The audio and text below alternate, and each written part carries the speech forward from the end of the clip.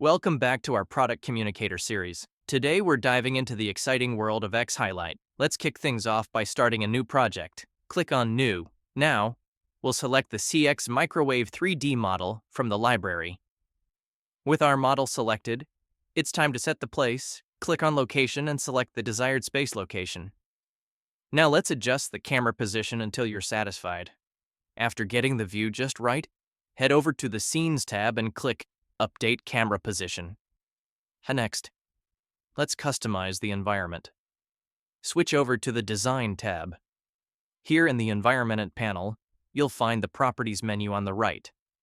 Look for Background and toggle it on. Choose an image that fits the vibe you're going for. Great! Now let's add our logo to the microwave button for that extra touch of branding.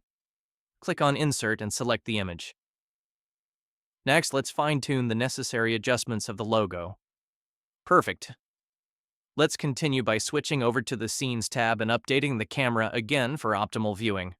Now, let's add some visual flair with the 3D clock model. We select the clock and navigate to the Properties menu. We check on the Highlight feature. Then we adjust the halo intensity from 2 to 4 and choose a vibrant red color to make it pop. Let's repeat the same process for the other buttons. Next, let's give our presentation a title. We navigate to the Enrich tab and click on the text box icon. In the Properties tab, choose Size Automatic to access a wide range of customization options, including fonts, colors, and more. Once you're satisfied, adjust the position of the title as desired. For the xHighlight, creating labels with text for all 3D parts becomes simple and straightforward.